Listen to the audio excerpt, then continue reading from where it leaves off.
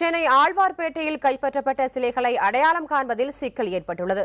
இதுபற்றி சென்னை ஆழ்வார்பேட்டையிற்கு நமது செய்தியாளர் சுப்பிரமணியிடம் கேட்கலாம்.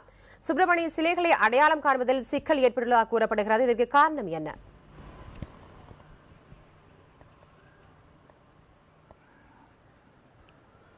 ஆந்திர தொழிலதிபர் தீனதயாளன் வீட்டில் பறிமுதல் செய்யப்பட்டுள்ள 300க்கும் மேற்பட்ட சிலைகளை அடையாளம் காணும் நடவடிக்கையில், அதாவது எந்தெந்த சிலைகள் எந்தெந்த கோவில்களில் திருடப்பட்டு இங்கே கொண்டு வரப்பட்டிருக்கிறது என்பதை அடையாளம் காணும் முயற்சியில் இந்து சமய அறநிலைத்துறை அதிகாரிகள் 3 நாட்கள் ஆய்வு மேற்கொண்டார்கள். 11 மண்டலங்களில் இருக்கக்கூடிய அதிகாரிகள் மற்றும் கோவில் நிர்வாகிகள் இந்த ஆய்வில் ஈடுபட்டார்கள். ஆனால் இந்த ஆய்வில் 2 சிலைகள் மட்டுமே அடையாளம் கண்டுபிடிக்கப்பட்டிருக்கிறது. அதில் ஒன்று திருச்சி, மற்றொன்று பெரம்பலூர் என்பது தெரிய வந்திருக்கிறது.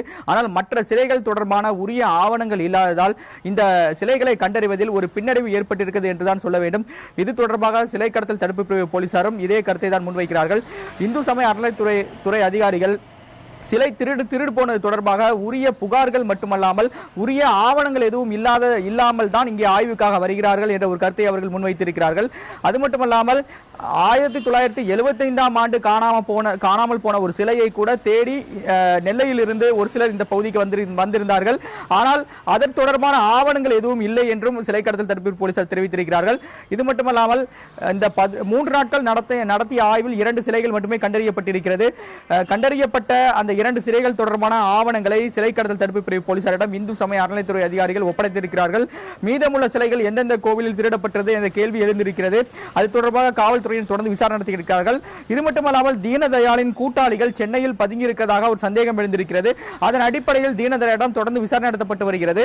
காவல்துறையினர் அவருக்கு 15 நாட்கள் அவகாசம் கொடுத்திருந்தார்கள். அந்த அவகாசம் முடிந்துவிட்டது. மேலும் அந்த அவகாசம் நீட்டிக்கப்பட்டிருக்கிறது. அவரிடம் தொடர்ந்து விசாரணை நடத்தப்பட்டு வருகிறது. அடுத்த கட்டமாக அவரது அடையாறில் உள்ள மற்றொரு வீட்டிலும் சோதனை நடத்த காவல்துறையினர் திட்டமிட்டு இருக்கிறார்கள். ரத்திகா, சுப்பிரமணி, இந்த கைப்பற்றப்பட்ட சிலைகள் அனைத்தும் தமிழகத்தைச் சேர்ந்ததா? இது தொடர்பான அதிகாரிகளின் நடத்தப்பட்ட நடவடிக்கை என்னவாக இருக்கிறது?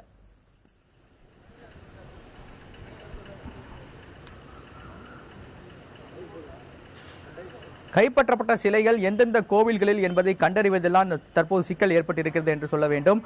இதற்காகத்தான் இந்து சமய அறநிலையத்துறையினர் 11 மண்டலங்கள் உள்ள அதிகாரிகள் வந்து இந்த ஆய்வை மேற்கொண்டிருக்கிறார்கள்.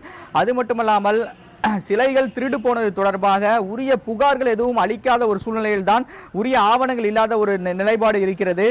தமிழகத்தில் இருக்கக்கூடிய 36,000 கோவில்கள் இந்து சமய அறநிலையத்திற்கு உட்பட்டு செயல்பட்டு வருகிறது. தமிழகம் முழுவதும் உள்ள 4.3 லட்சம் சிலைகள் இந்த அறநிலையத்திற்கு உட்பட்டு வருகிறது. அவை அனைத்தும் அது தொடர்பான ஆவணங்களை உரிய சேகரிப்பு இல்லாத காரணத்தினால் இதுபோல சிலைகள் திருட்டு சுலபமாக நடைபெறுவதாக சிலை கடத்தல் தடுப்பு போலீசார் தரப்பில் தெரிவிக்கப்பட்டிருக்கிறது.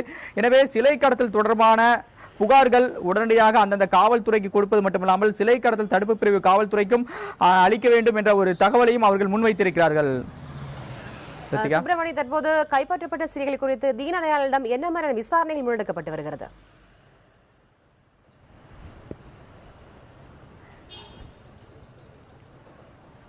தீனதயாளனின் பாஸ்போர்ட் ஏற்கனவே முடக்கப்பட்டிருக்கிறது. அவரது வங்கி கணக்கும் முடக்கப்பட்டிருக்கிறது. அவரது வங்கி கணக்குகள் பரிமாற்றம் தொடர்பான அனைத்து ஆவணங்களும் காவல்துறையிடம் பெறப்பட்டிருக்கிறது. இது மட்டுமல்லாமல் அவரது மகன், அமெரிக்காவில் இருக்கக்கூடிய அவரது மகன் கிரி தயாளனை சென்னை அழைத்து வந்து விசாரிப்பதற்கான சட்டப்பூர்வ நடவடிக்கையில் காவல்துறை இறங்கியிருக்கிறார்கள். இதற்காக நீதிமன்றம் மூலமாக சம்மன் கொடுக்கப்பட்டு அவரை சென்னை அழைத்து வந்து விசாரிப்பதற்கு அவர்கள் திட்டமிட்டு இருக்கிறார்கள்.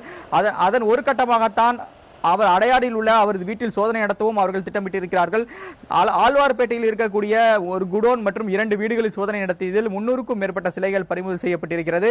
அவை அனைத்தும் ஒரே இடத்தில் வைக்கப்பட்டிருக்கிறது. அது மட்டுமல்லாமல் அனைத்து சிலைகளும் கணக்கெடுக்கப்பட்டு எவ்வளவு உயரம், எவ்வளவு எடை கொண்டது என்ற விவரங்களை காவல்துறை சேகரித்து வைத்திருக்கிறார்கள்.